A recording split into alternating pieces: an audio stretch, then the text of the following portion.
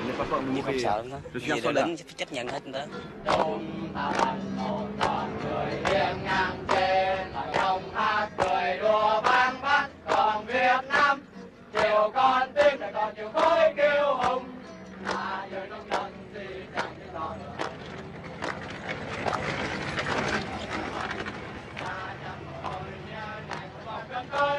Ở cái thời điểm máu ta người với anh mặt trời và việc cho con ta còn tiếp tục làm người.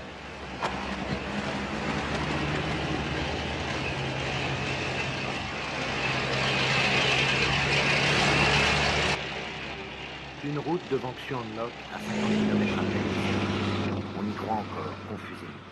Les soldats de la 18e division sud-vietnamienne montent en ligne. Ils préparent une contre-attaque.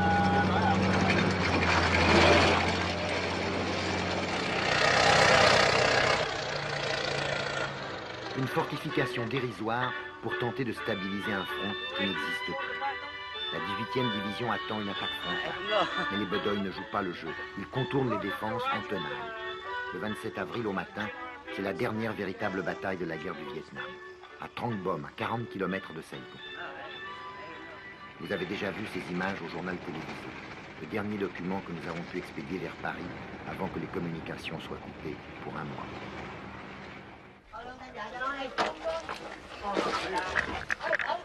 Après Hanoï, un petit village catholique à 12 km de Bien Hoa, un poste militaire et une chicane barre la route qui mène à Xuang Loc, tombé il y a quelques jours. Christian Hoche du Figaro arrête sa voiture derrière la nôtre. À droite de l'écran, le photographe de l'agence Gamma, Michel Laurent.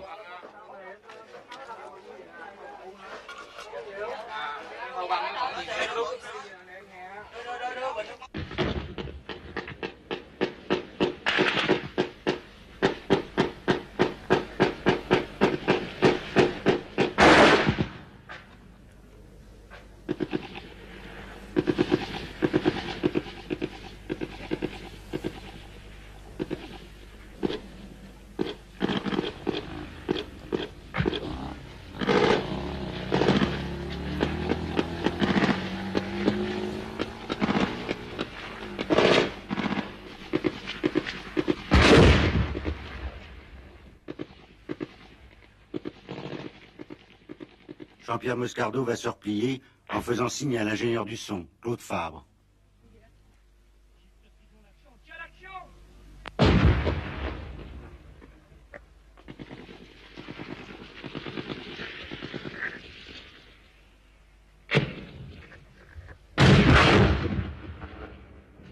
Le pare-brise de notre voiture a été pulvérisé par une rafale.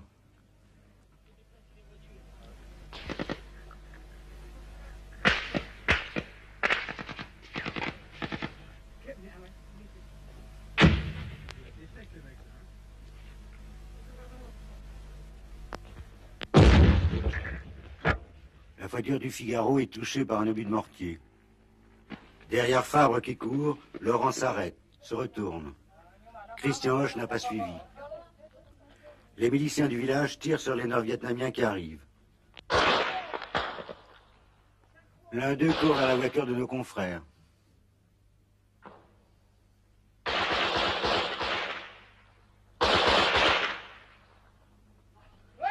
L'armée régulière a fui, seuls les miliciens résistent.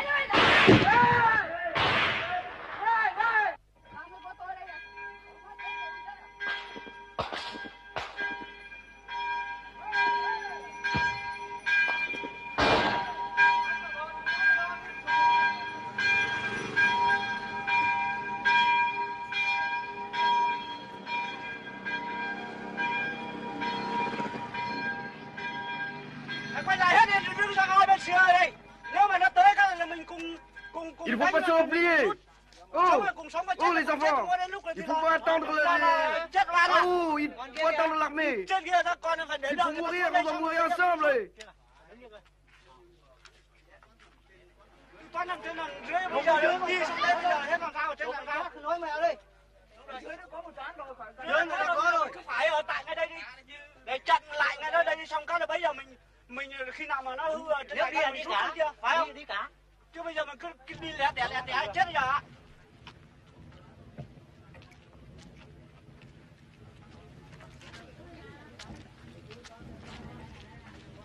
Xen vào giữa nó xen vào quãng giữa nó đánh mình làm sao mình chịu nổi được. Tôi nên tự vệ làm gì có. Ils sont trop nombreux. Nous n'avions pas d'armes modernes. Khi tụi tôi bắn Nous nó sommes obligés de lại fuir. vào trong cái chắn chiến xa đó.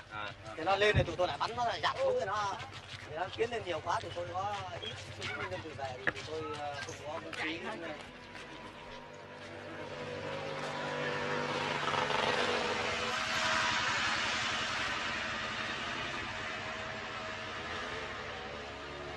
Họ đã chiến đấu.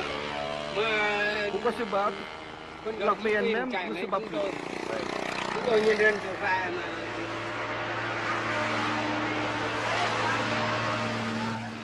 mà chạy mà tiếng gào chạy đi xuống dưới ăn đi.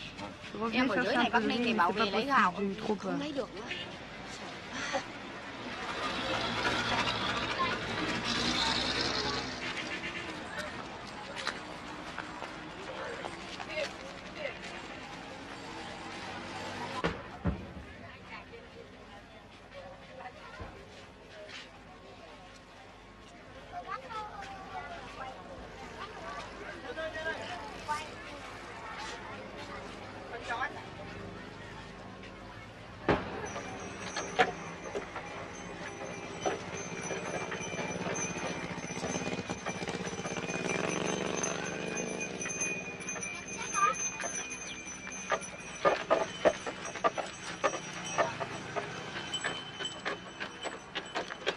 Une autre armée, l'armée infinie des réfugiés. Seuls quelques miliciens catholiques, déjà réfugiés du Nord, ont fait le coup de feu à la porte de leur village. L'armée régulière s'est évaporée. Entre l'armée révolutionnaire et Saïgon, il n'y a plus que quelques desperados, rangers ou LF parachutistes. Les réfugiés ont quitté leur camp pour prendre la route de nulle part, au milieu des dernières escarmouches.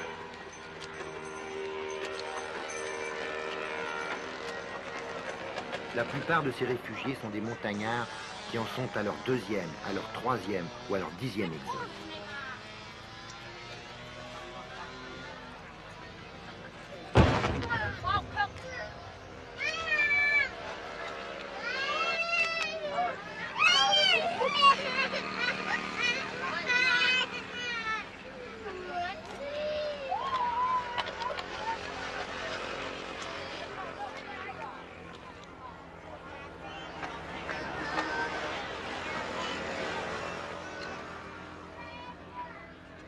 Ici, l'autoroute est dite coréenne, à 15 km de Saïgon. Les fuyards n'ont pas le droit d'entrer en ville. Des camions militaires en panique frôlent les colonnes, arrachent ici et là une jambe ou une tête.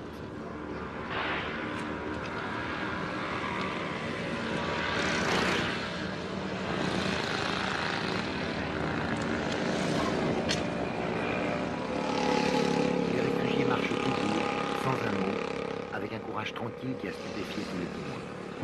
Le dernier chaos, les dernières misères de l'interminable guerre qui se termine.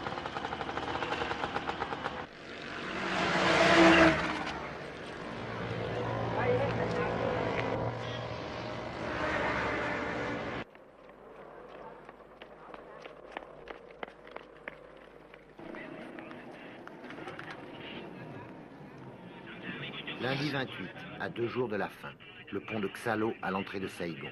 Même pas une bataille. Quelques rangers défendent le pont contre l'armée qui déferle. Les hélicoptères appuient leur baroud d'honneur.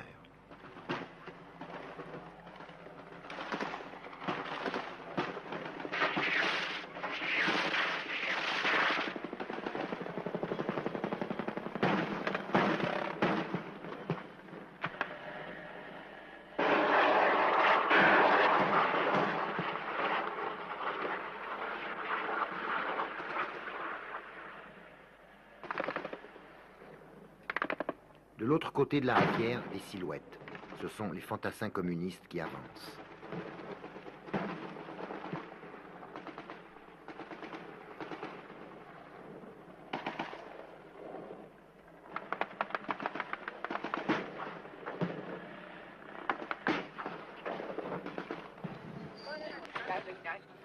Ne cours plus. Je ne vais pas mourir, n'est-ce pas? Pitié. J'ai trop de sang qui coule. Arrêtez le sang, arrêtez le sang.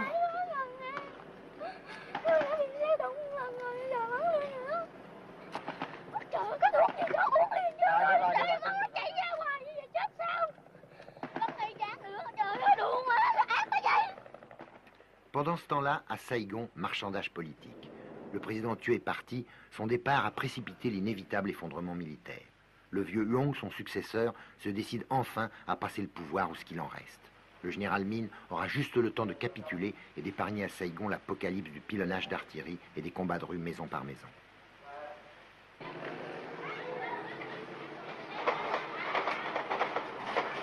Il est trop tard, bien trop tard pour un compromis politique. Le pouvoir révolutionnaire, pour bien montrer qu'il refuse Min, envoie 2 avions A-37 mitrailler le palais et la ville. Toutes les armes de Saïgon se mettent à tirer n'importe comment, n'importe où.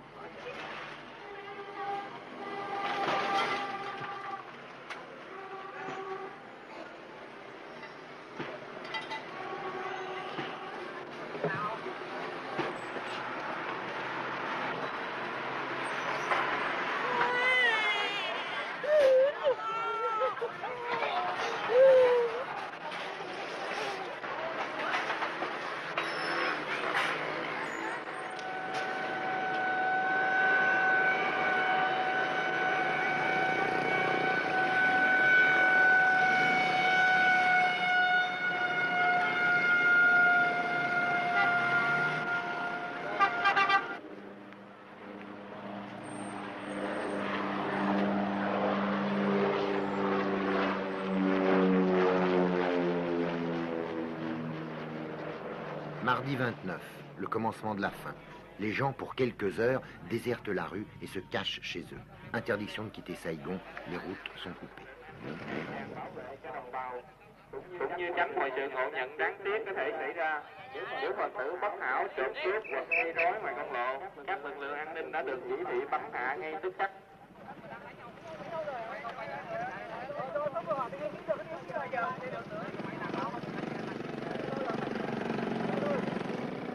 Theo thông cáo số 19 của Tòa Án An ninh, lệnh giới nghiêm đã được ban hành 24/24.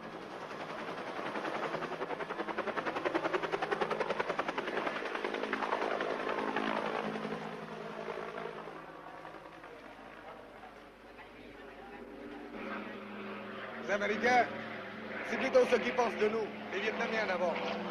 Ils nous considèrent comme des cochons, quoi, ni plus ni moins. Ça, c'est sûr. Échapper, enfin, espérons toujours, on a toujours une chance. Il faut toujours espérer, il faut vivre avec l'avenir. Ma famille est coincée ici. La fièvre monte devant l'ambassade américaine où s'entassent des Vietnamiens prêts à tout pour s'embarquer dans les hélicoptères. Pour éviter la honte d'un départ politique à froid, les Américains ont attendu d'avoir les baïonnettes communistes dans le dos. Du coup, la panique est devenue contagieuse, pour beaucoup irraisonnée.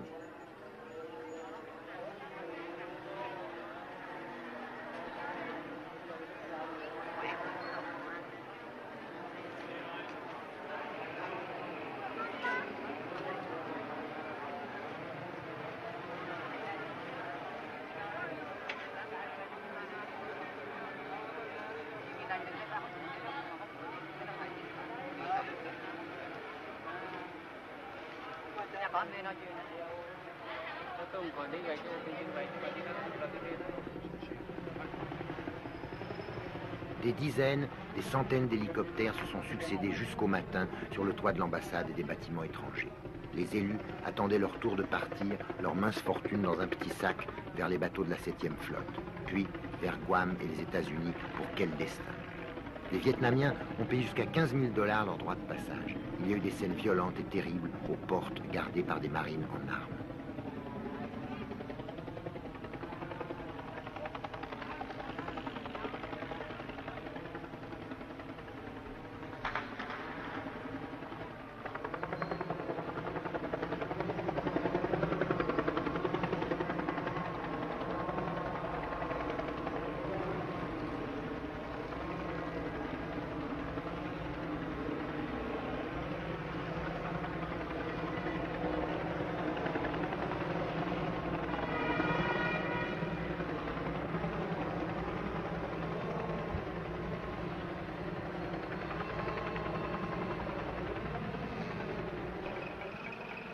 Dans les autobus qui partaient vers Tan Son Nhut, vers les derniers avions, les places étaient chères aussi, seulement pour les Vietnamiens.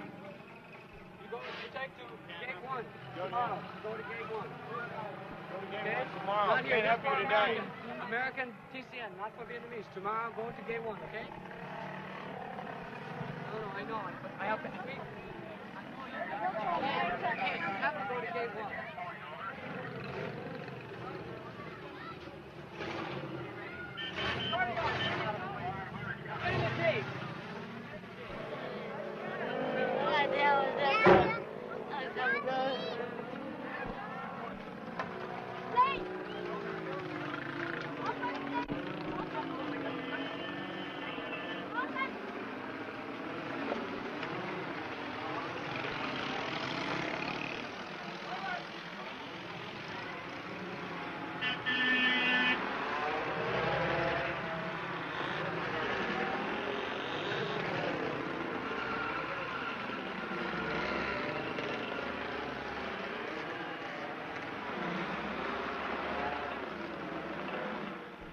Pourquoi vous partez?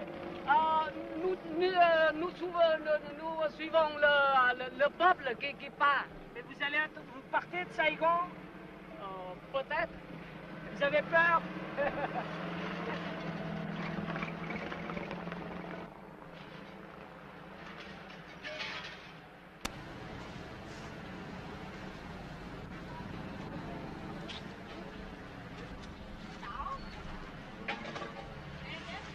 Mercredi matin, le dernier hélicoptère n'avait pas encore décollé que le pillage des bâtiments américains commençait.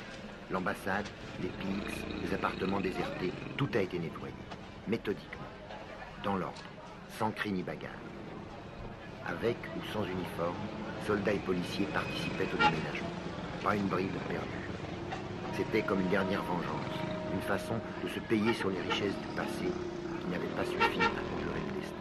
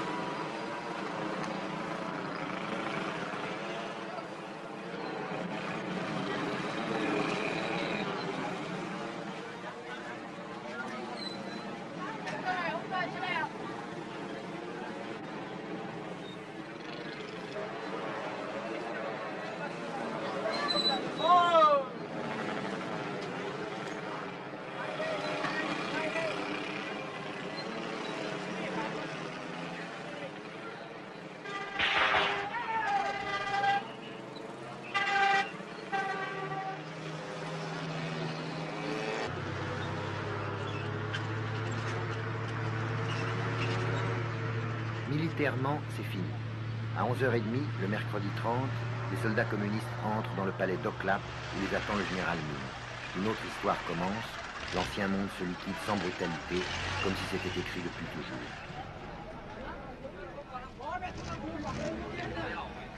Vas-y, mon gars.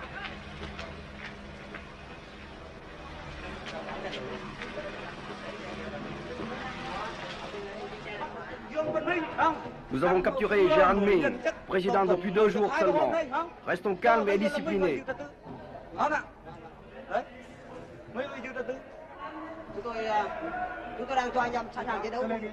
Je donne le pouvoir à ceux qui sont beaucoup plus mérités que moi.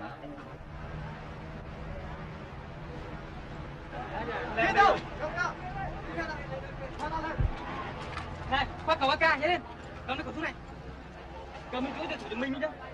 Ôi sao cầm. Ôi. Cầm đấy.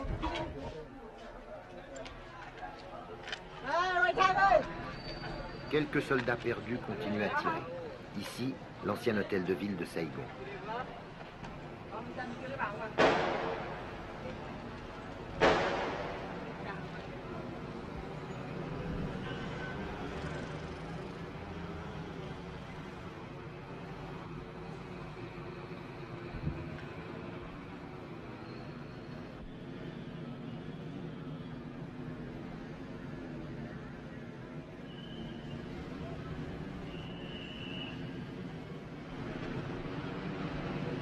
Pour lui aussi, c'est fini. Un colonel des forces de sécurité a tiré un trait sur l'ancien régime et sur sa vie qui ne voulait plus rien dire.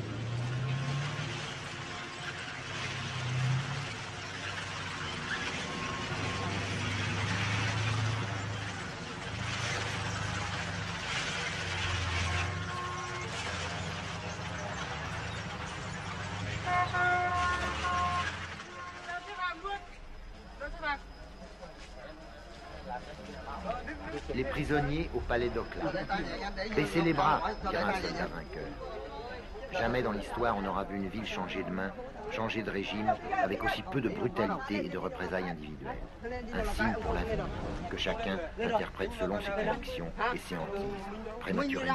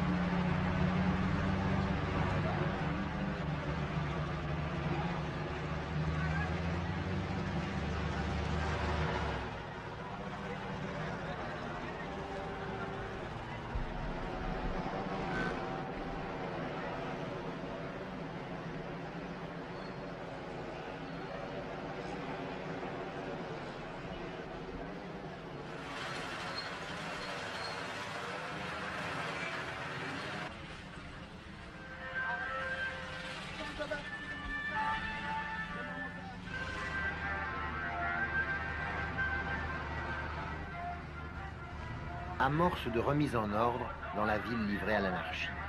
Des enfants de 12 ou 13 ans à la gâchette trop facile patrouillent dans les rues avec leurs M16 américains. On les appelait les cow-boys, le plus sérieux danger de cette période intermédiaire incertaine.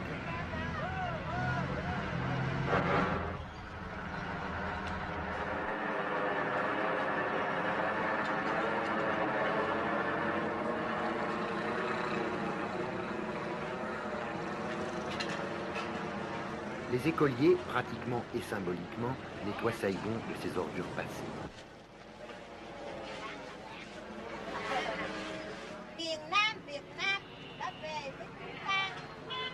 Chers camarades et compatriotes, le gouvernement révolutionnaire provisoire a libéré Saigon et maintenant notre ville s'appelle Ho Chi Minh. Malin, trop malin celui qui essaye déjà de faire la part des choses.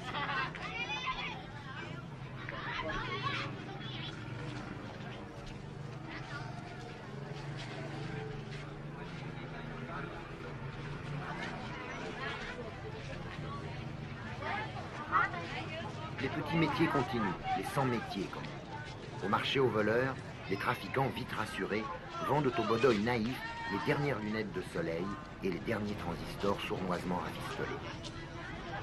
Les jolies Saïgonaises, qui avaient rangé un instant leurs décadents vêtements de couleur, ressortent tout leur charme.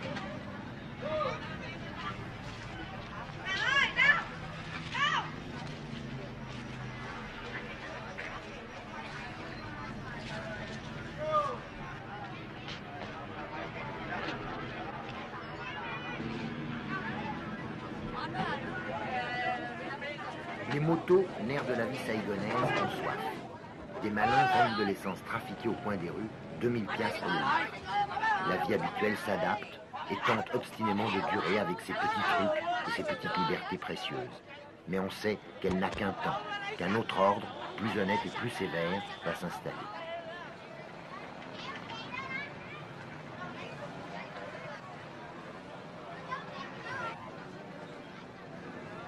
Il y en a qui sont prêts à tenter l'expérience du bonheur collectif de bon cœur.